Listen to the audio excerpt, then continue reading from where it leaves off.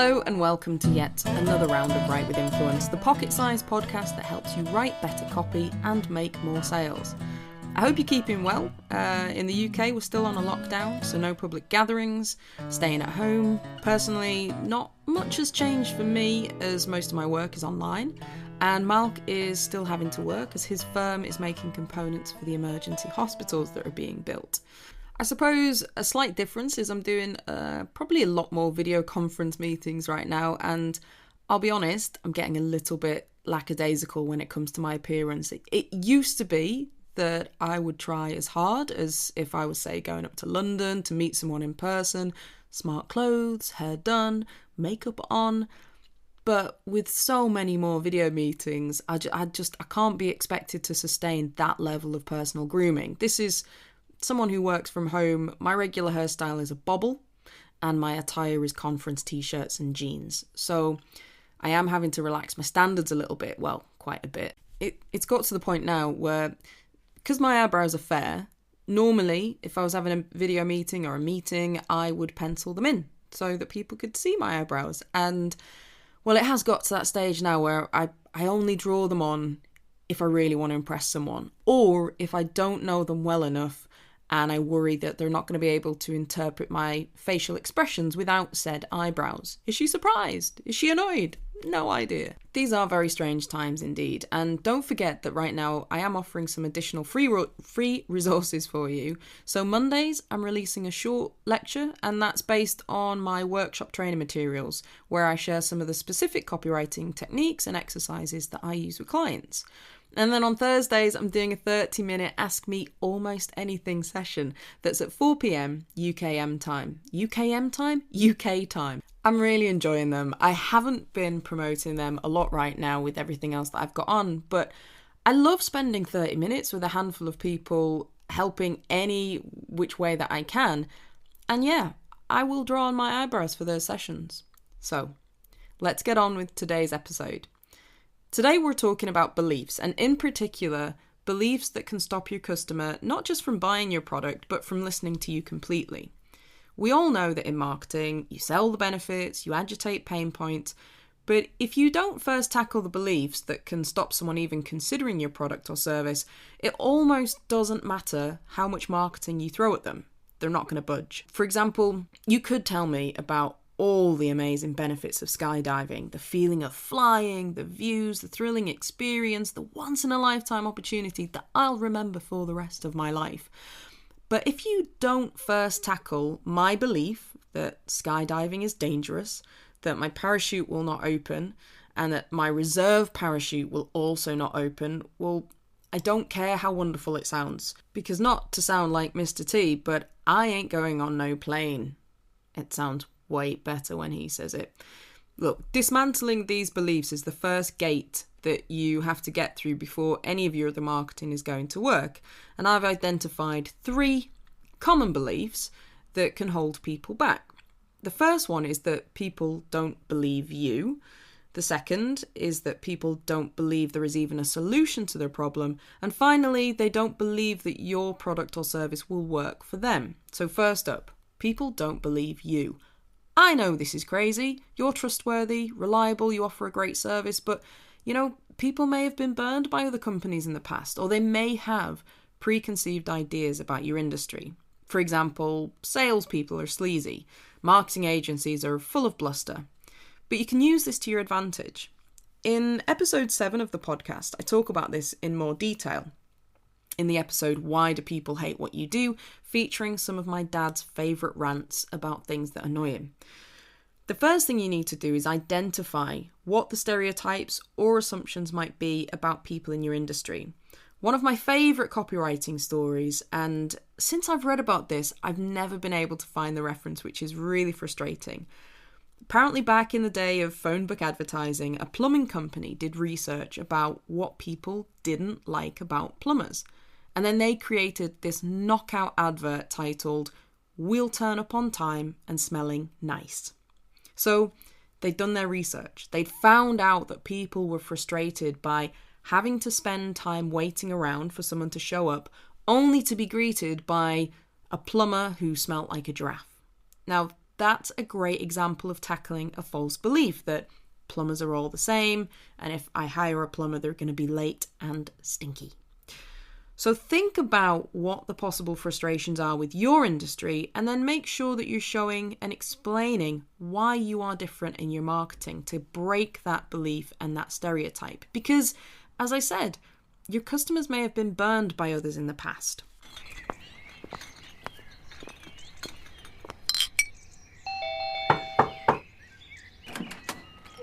Good morning. I'm your new milkman. Oh, I took over from Ben. Ben, been a while since I heard that name, so what are you here to do? Well, I can deliver your milk. Just let me know what you need. What I need is someone reliable. Someone I can depend on. Well, I deliver every day, except Sundays. Suppose you're going to tell me you can bring orange juice as well? I can, actually. We're even launching into bread. Bread. Oh, this is too much. Bread, you say? Well, I tell you. What did you say your name was? My name's James. You talk a good talk, James. I'll give you that. Here, every day with your milk, with your orange juice, and now your bread. I bet you'll be turning up 5:30 a.m. So dependable, you can set your watch, I'll bet. And then 3 months of bright and early deliveries. What's going to happen then, James? You just going to disappear? Leave me for a bigger, newer patch at Rottingdean? You can make your fancy promises, James, and you know what? We'll probably have fun for a little while, exchanging little smiley faces on the invoice you leave on top of an empty bottle. Me, leaving my cash on the doorstep. We don't take cash anymore, miss. You can pay by direct debit, but then it's all just going to be empty bottles, James, isn't it? When you leave, you're going to fill my life up with orange juice and bread, and then leave me to be an empty bottle. I'll come back later. Okay, the next belief that can hold customers back is the belief that there is no solution. Now, this might be because your customer isn't aware of a solution, or your customer just doesn't believe that the solutions on offer will work. I think everyone at some point in their life has purchased some form of gadget that has promised to be too good to be true. I'm thinking of those kitchen gadgets, that promise to take out the pain of measuring spaghetti, or stopping you cry when you chop an onion, or cutting some kind of fruit or vegetables into perfect slices. But then you grow up and you realise that most of these gadgets, they're not the solution that was promised. They just take up space in that kitchen drawer, the one, or end up gathering dust on a shelf or at the back of a cupboard. And then you grow up even further and you realise, just stop buying this crap, Amy. So there may be a level of cynicism around your product that you have to overcome. The example I like to use for this is by a company, the copy example I use is by a company called AudioFlare, in the way that they market their earplugs. And their earplugs they have a strand of their marketing that is just directed to people who have a partner that snores. So these people probably think, I've tried everything. I've tried earplugs. We've tried the strips on their noses, some crazy thing that wires their jaw shut, whatever it is.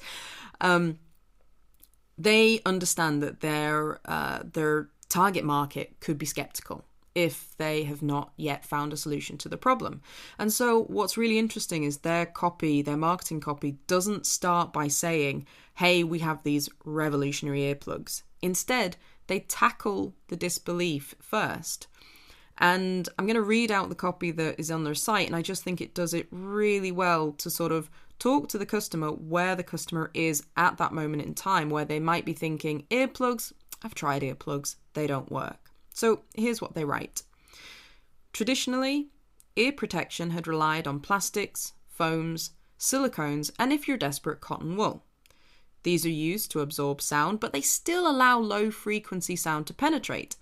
The density of metal prevents sounds from penetrating.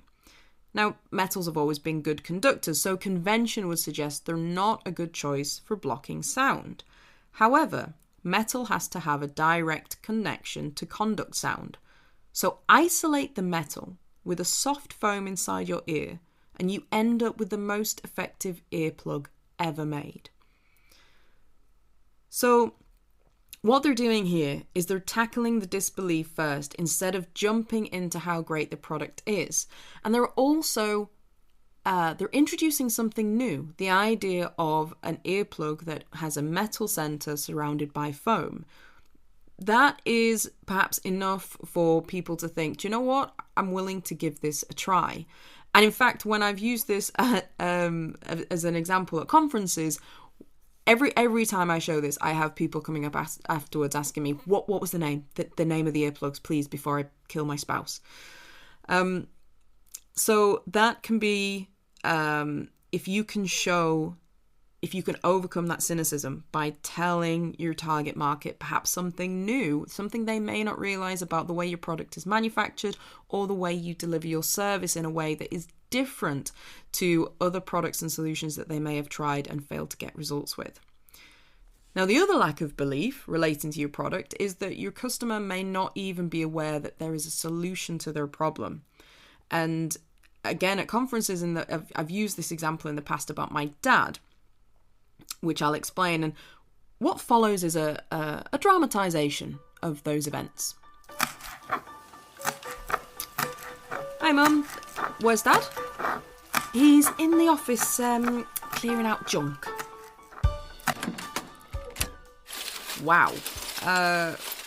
What? Dad, what are you doing? What am I doing? Just sorting this room out. Told your Mum I'd go through some old things, clear some space, so I'm just sorting through all my old records and cassettes. Oh, wow. Oh, some little crackers on this lot, Amy. Early rock and roll. Oh, some Lonnie Donegan and Acker Bilk. Oh, we even found a cassette of you singing Remember When You Wanted to Have a Radio Show? It's here somewhere. We don't have to listen to that. Your Mum wants things cleared, so what I'm going to do is I'm going to take everything here, somehow record it onto my computer, and then put it all onto my MP3 player. That's going to take forever, Dad. But I can't not have these. I love listening to them, and then I'll have everything in one place. You could get most of this on Spotify, or download them online. All you'd need is a list of songs that you want, and then we can look from online. Do you know what? It'd probably only take about an hour to find everything. That sounds great, but your mother's expecting this to take me a couple of days. I had all of that time to myself. If I finish up now, she'll get me a new job to do. How are you two getting on? Fine, just helping Dad. There's a lot to get through here. Well, we'd better find something else to do then in the meantime. Game of darts? Perfect.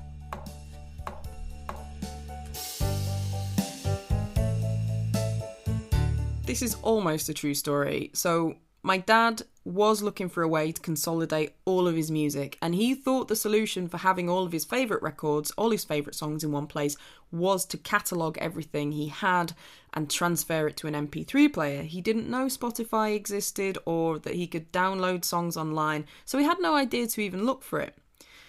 To tackle this in your copy and your marketing, you're going to have to try and imagine if your ideal customer didn't know that what you did existed, what are they doing instead?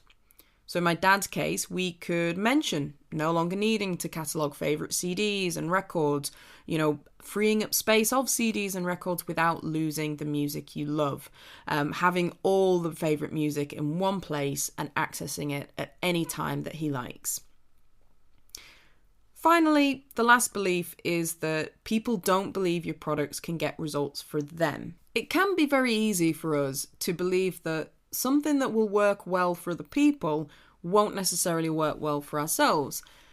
And I was thinking about this, and in some ways it's almost like a way of protecting ourselves against perhaps trying to go for something that we want and failing. So for example, when I was younger, probably in my early teens, I had a really hard time at school and internally tried to build up sort of a sort of mental defense. And one of the things that I would do, one of the daft things I would do, is I would internally sort of knock people down in my mind by judging myself against them in an arena that I could win. For example, I would see someone popular and I would think, well, okay, they're popular, but they're terrible at maths.